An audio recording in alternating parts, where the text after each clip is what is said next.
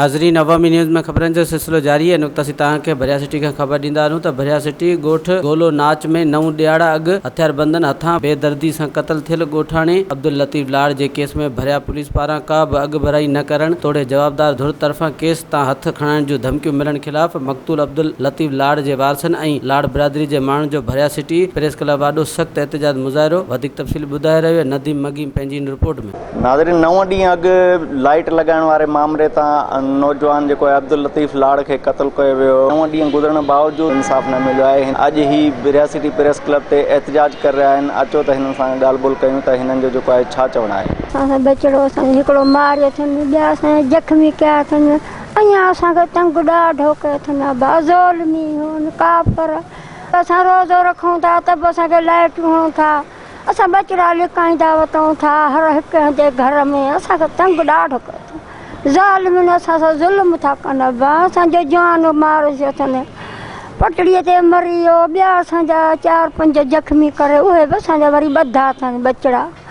वरी बि असांजा ॿधी आया आहिनि, जेके ज़ख़्मी थियल से बि असांजा 4 हमरा ॿधा पिया आहिनि थाणे में। हुननि ते पुलिस चढ़े ई नथी। वरी बि असां ते पुलिस बीठी आहे, रोज़ पुलिस बीठी आसीं, राति ख़ाली न आहे। असां परेशान ॾाढा आहियूं बाबा, असांजो इंसाफ़ न आहे। खून बि असांजो थियल, पुलिस बि वरी असां ॾे थी अचे। असांजा ज़ख़्मी थियल जेके उहे बि ॿधी अचे खणी आई आहे थाणे ते, त बि अञा असां ते ज़ोर आहे। जेके हुननि खून कयो आहे से बि अञा ॿाहिरि घुमनि था, उहे बि अञा हाज़िर न थिया आहिनि बाबा। अञा वरी बि असां ॾे पुलिस बीठी आहे, खून बि असांजो थियो आहे, वरी बि असां ते तकलीफ़ घणी आहे बाबा।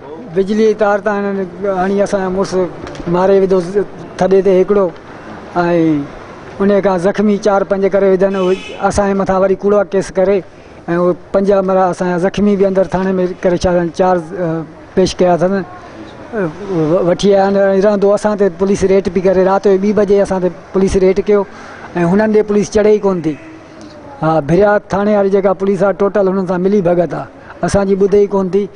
ऐं पोइ बि असां ते बि रेटियूं करे हुननि खे त को कुझु करे ई नथी। जेके हू 2 जवाबदार अलावर आयो ऐं रहीम नाइच, उहे असांखे धमकियूं ॾेई रहिया आहिनि। हा, मिशनियूं हथनि में खणी असांखे रोज़ धमकियूं पिया ॾियनि ऐं राति जो टार्चियूं असांजे घरनि में दरनि में रोज़ पिया आणनि ऐं असां सां ज़ुल्म आहे। असां इंसाफ़ कयो वञे। खून बि असांजो कयो वियो आहे। तंहिंखां पोइ असां जेके वरी बि माना ॿनियूं ॿारनि ते बि असां नथा वञी सघूं।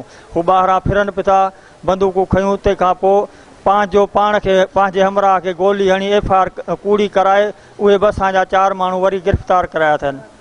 3 ॿधा पिया आहिनि, हिकु इहो फट करे विया आहिनि, अञा 2 जे पुठियां लॻा पिया आहिनि। कूड़ियूं FIR कयूं, उन्हनि जे पुठियां पुलिस हलाईंदा अथनि।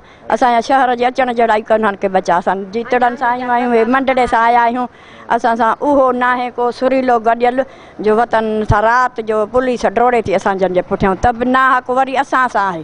असांजो हक़ थिए, अदालत थिए। अञा बि चवनि था त मेरे जा पुट जा धणी बक जनमू ज़रूरु मारींदासीं। अब असां सां अलाए कहिड़ो ज़ुल्म रिथियो अथनि, त असांजो हक़ थिए। अब्दुल लतीफ़ लाड़ जे वारसनि जा वीचार ॿुधा। उन्हनि जो इहो चवणु हो त जेको आहे पुलिस बासरनि सां मिली करे असांखे पुलिस तहफ़ुज़ न ॾेई रही आहे। हिननि सिंध जे वॾे वज़ीर सैयद मुराद अली शाह, IG सिंध, DIG शहीद बेनज़ीराबाद ऐं SSP नौशर फ़िरोज़ खां मुतालबो कयो आहे त जेके आहिनि हिननि जे अब्दुल लतीफ़ लाड़ जा क़ातिल जेके आहिनि उहे जल्द खां जल्द गिरफ़्तार कया वञनि ऐं जेको आहे सो हिननि खे तहफ़ुज़ ॾिनो वञे। कैमरामैन अली हैदर कलोड़ सां गॾु नदीम अली मंगी, अवामी न्यूज़ TV, भिरिया सिटी। वधीक ख़बरनि ऐं तफ़सील लाइ विज़िट कयो अवामी news Facebook page, YouTube page ऐं अवामी न्यूज़ वेबसाइट।